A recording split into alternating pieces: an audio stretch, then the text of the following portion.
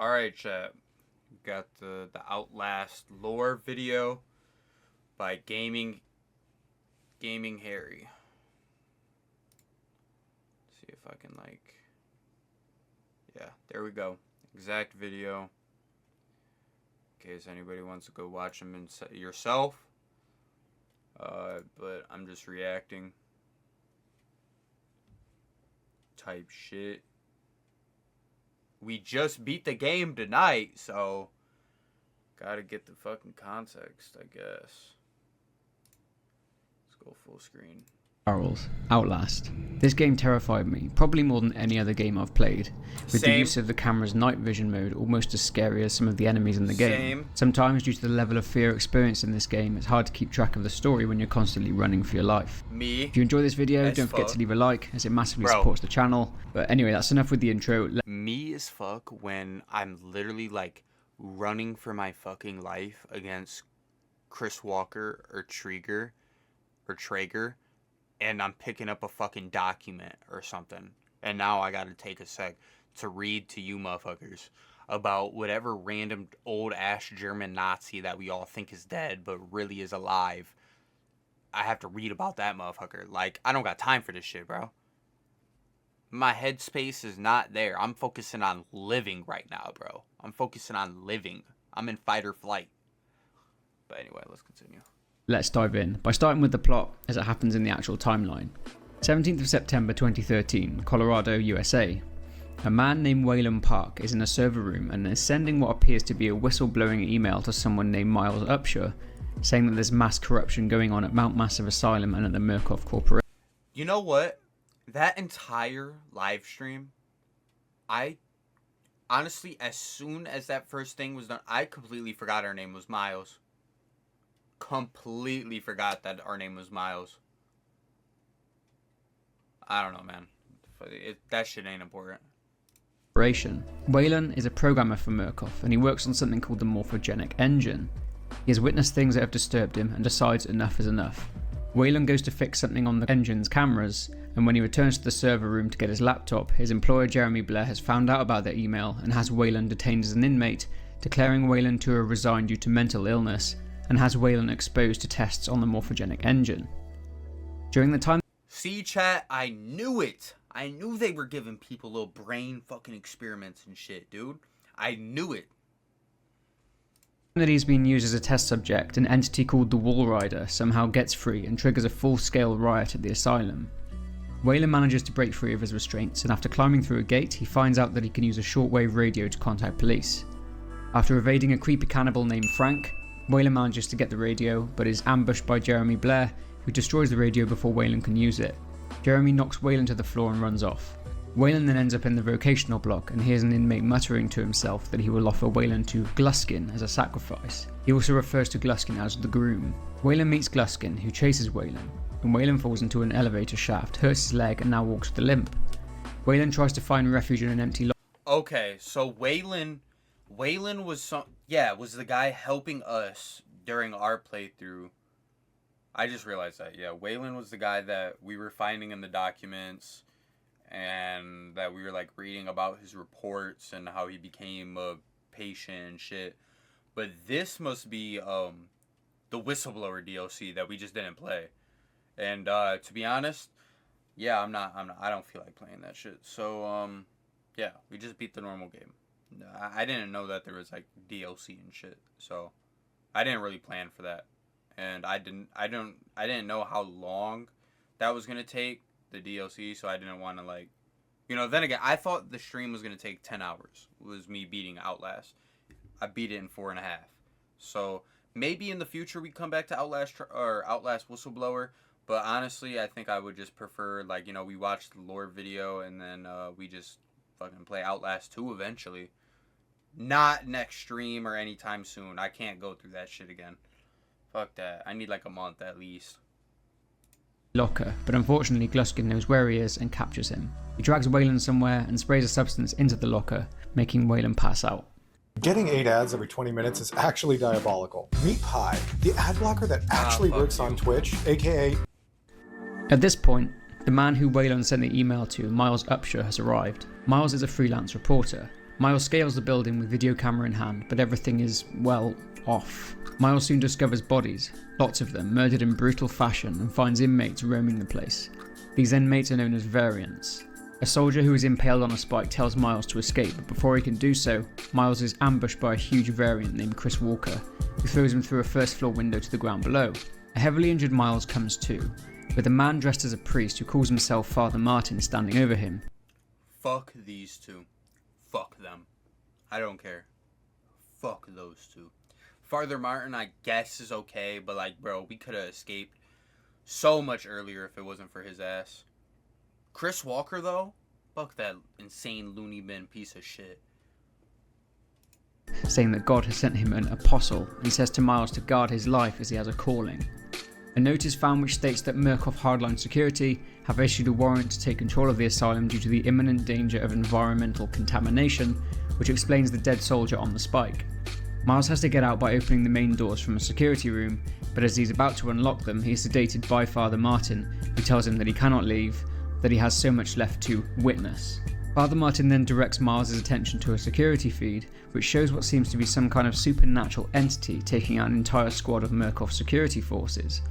Father Martin introduces the entity as the Walrider, the same Walrider in which Waylon saw earlier on. Waking up later in a padded cell, Miles manages to escape through the sewers, and after being chased multiple times, Miles is cornered, but saved by getting into a dumbwaiter, saved by an unknown person. Fuck you. This person is an ex-Murkoff employee turned patient named Richard Traeger, who considers himself a doctor of sorts and collects various body parts from patients. He cuts off 2 of Miles' fingers using some bone shears. This dude gave me PTSD, bro. I don't think I'll ever be able to, like, hear the scissors go again. Or be in, like, a long corridor of, like, any video game without thinking I'm about to get, like, groped by Traeger, bro. Miles breaks free when Traeger leaves the room. Miles manages to escape, and after a brief struggle with Traeger in the elevator, Miles manages to kill Traeger by trapping him between 2 floors.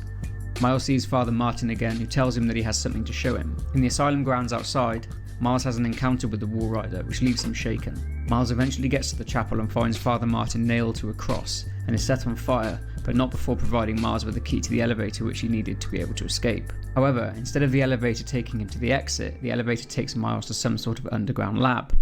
Miles is chased by the Walrider again, but runs straight into Chris Walker. Before Chris Walker can kill Miles, the Walrider kills Walker and disappears. Miles ventures back through the lab, but comes across a very old but very much alive Dr. Wernicke. Dr. Wernicke is the man who created the morphogenic engine, which we'll discuss in more detail later, and was in charge of Project Walrider. Wernicke, has to be noted, was presumed dead due to a death certificate we found in the asylum. Essentially, Wernicke tells Miles that the Walrider exists due to... Didn't I say when we found that shit that it was gonna be fake? I think I called that. I think I said it was gonna be fake when we found it. Or like something was off with it. But yeah, oh god, I called that. Experiments carried out on a patient named William, or Billy Hope. Wernicke also mentions that Miles needs to disable Billy's life support in order to kill the Walrider. Miles accomplishes this task, but is badly injured after being attacked by the Walrider. Miles stumbles out of the lab and runs into Dr. Wernicke, who is now accompanied by a squad of armed guards who shoot Miles, killing him. However, there's one more twist as the screen fades to black as the Walrider attacks the guards and presumably Dr. Wernicke too, killing them. Gott im Himmel. You have become the host. Jesus God, what is that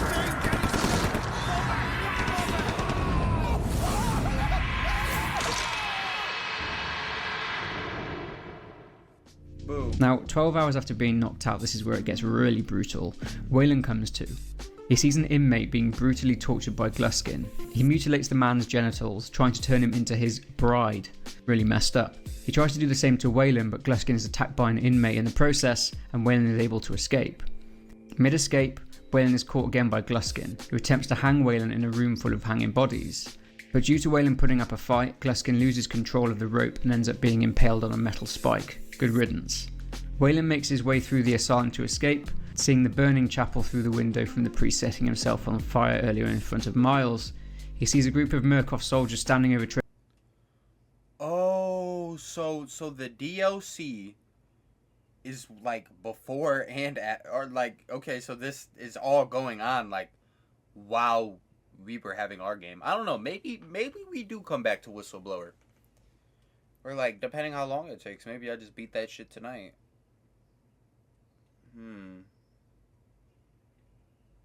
I'd have to re-download it though. So yeah, maybe we come back to that. Do Wall Rider. It depends how long it be. If it's only like an hour long, maybe I just do that at like the start of a stream and do something else.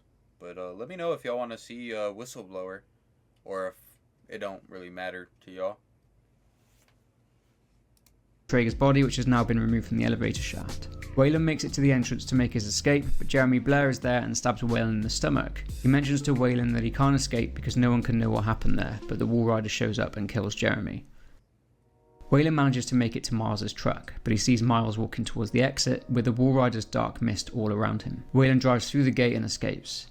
With Waylon fully recovered, he is sat at a computer again, about to upload footage of his ordeal to a leak site. A man named Simon Peacock is telling him the consequences of doing this, telling him that he will be Murkoff's #1 target, but Waylon presses upload anyway.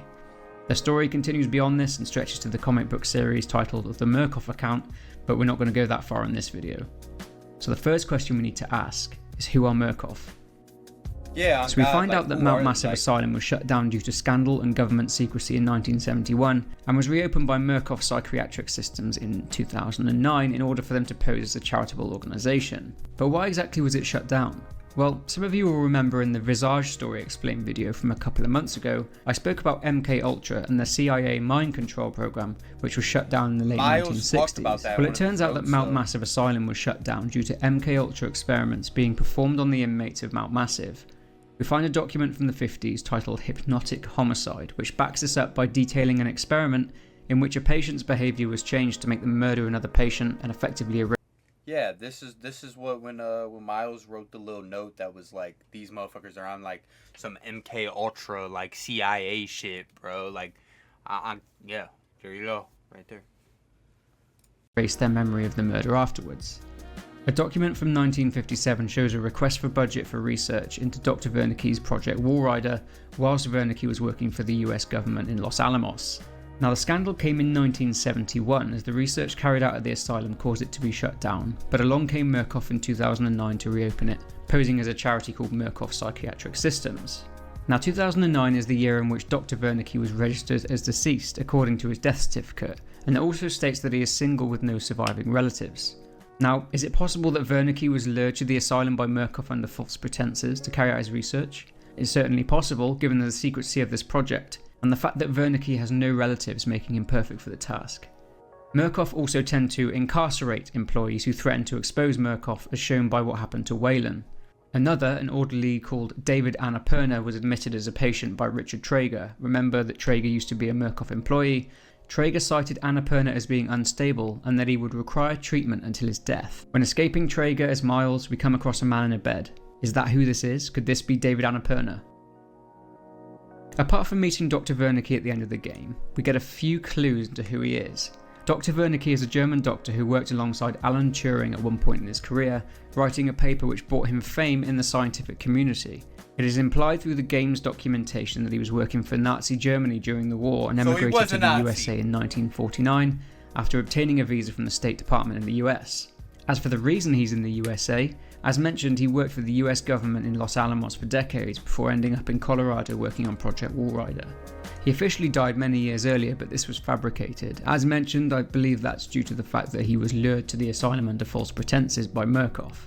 As well as this theory, we also find a document which details something called Project 63. This states that the US had some kind of poaching program in which many skilled people from countries the US had been at war with were employed by the US to take the advantage away from that nation. This does a lot to explain why Dr. Wernicke was brought to the US in the first place, given his brilliant scientific mind. Now So we recruited a Nazi, or like America. I'm a fucking American. So the Americans recruited a Nazi scientist, just so the Germans wouldn't use them.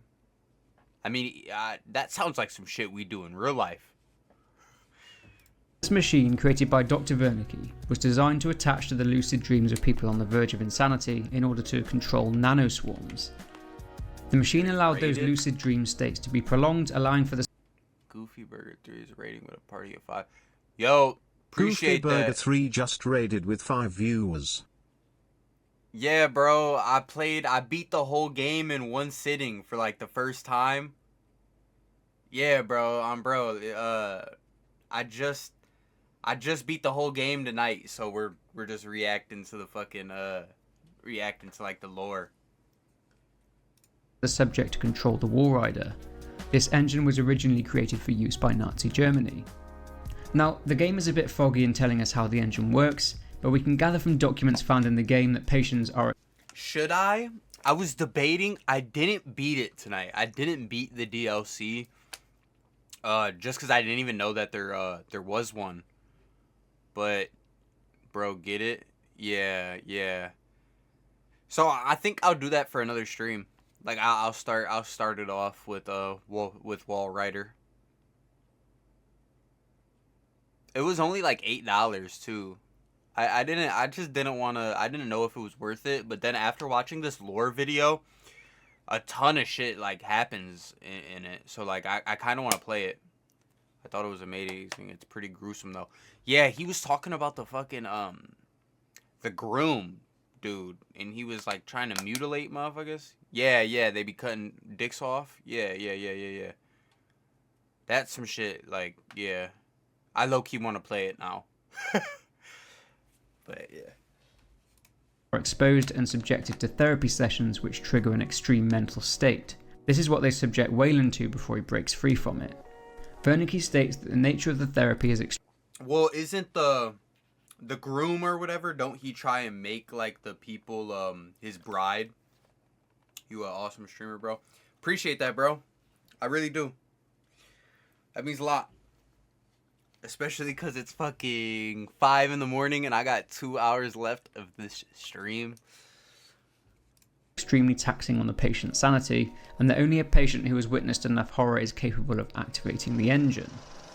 Bro, you know what? I'll check out your stream I'll check out your stream tomorrow when I get up. But, bro, I appreciate that. Appreciate that, Brody.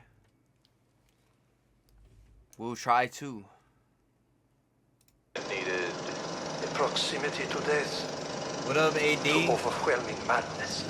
Yeah, bro. Have a good night, bro. Only a test subject who had witnessed enough horror was capable of activating the engine. Do you believe your test subjects achieved something supernatural? No. It needs to be mentioned as well that not every subject is receptive to the engine. Some patients develop deformities as a result. If he has a YouTube, if he has change title to him, it should be the YouTube videos. Is it? I thought you was on getting nah, bro. I beat Outlast earlier. This Minecraft horror vid. Is it the same as your game or your Twitch name? I'll look it up here in a sec.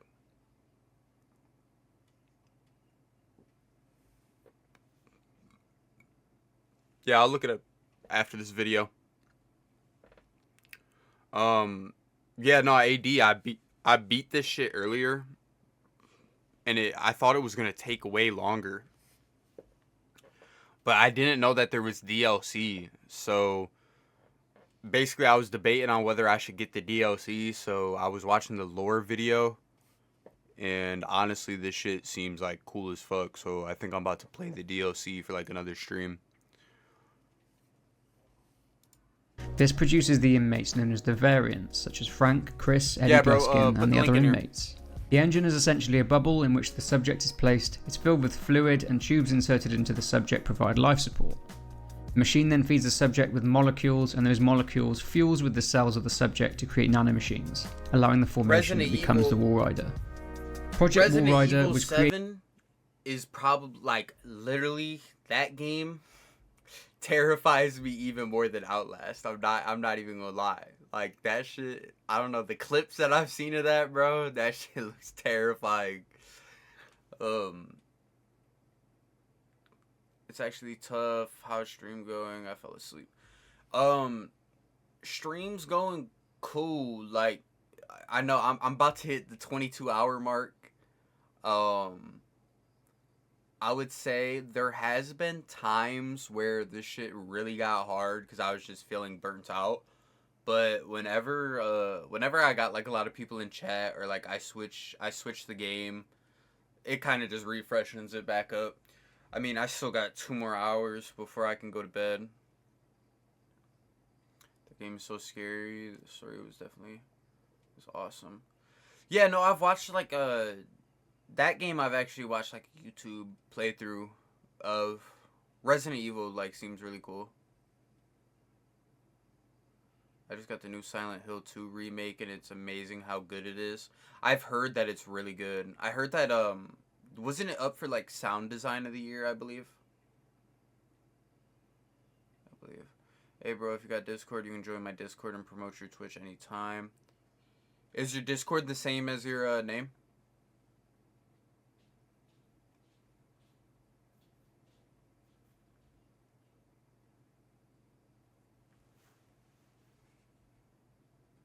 Alright, bet. Created in order to create a perfect host for the Wall Rider, so the Wall Rider could become sentient. I guess to weaponize it. Yeah, and sell it bet. for I got you, profit. bro. Time to feast! Ah, fuck it. We are in this. Also referred to as the Swarm, the Wall Rider is the result of experimentation in the morphogenic engine. Essentially, the Wall Rider is a collection of nanites, which are nanoscopic machines which, when combined collectively, achieve great strength and considerable power. The Wall Rider is almost invisible to the human eye, but Miles is able to see it clearly through his camera. The only thing... Oh, I thought... So this whole time, I thought the Wall Rider was Billy himself, who just had like some superpower shit, who just went crazy off like the experiments. But really, the Wall Rider is a fucking group of like tormented motherfuckers put together, and then it finds a host type shit. That's fucking wild. Thing visible to the human eye is a black mist forming around the Wall Rider. It is extremely aggressive and violent, and very powerful judging on how easily it dealt with Chris Walker. The Wall Rider was viewed as a deity for Father Martin's cult and is worshipped, with the Father Martin even sacrificing himself for the Wall Rider. Attributing a religious attachment to the Wall Rider wasn't the first time it happened. Dr. Wernicke mentions through conversation that in 1944, his colleagues thought that the Wall Rider was a spirit and he just let them go on believing it. We achieved something like this in 1944. Those fascists thought it was spirits. That's what I Let's missed. believe it. Dude, I missed this when I was playing because I accidentally walked, after he got done talking, there was a pause, so I started walking out the door, and as soon as I walked out the door, he starts going, 1944, and then the door closed, so I couldn't hear what he was saying.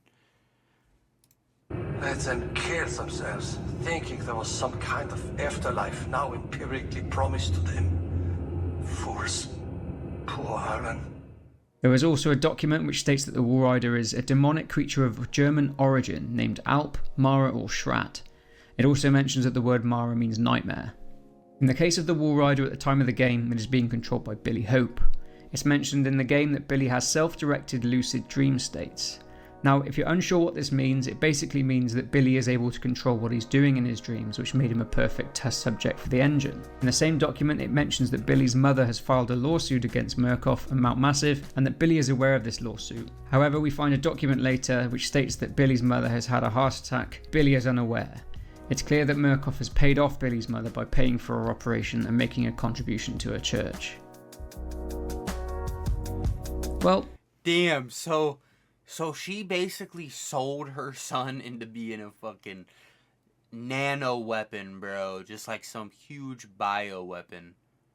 Getting tortured and shit. Just for some money and a donation to the church. That's wild as fuck. No. In a note that we find from 1938 written by a doctor, it reports on the work regarding Wernicke's morphogenic engine, and it also mentions cellular regeneration. When Miles killed Billy Hope, the Walrider got out and chose Miles as the sentient host. When Miles ran into Dr. Wernicke and the group of soldiers, he was shot, but the nanites repaired his wounds. But how did Miles become the perfect host for the Walrider? Miles became the perfect host because, as mentioned before, the subject needs to be put on the verge of insanity. The amount of horror that Miles had seen probably put him very close to insanity, making him a perfect host. If you want to find out what happened to Wayland Park, then that is detailed in the Murkoff account if you want to check that out. I may reference it when I do the story eventually for Outlast 2, but that's it for this one. Guys, if you have enjoyed, please remember to leave a like and subscribe to the channel. That was a cool video. That was really calm.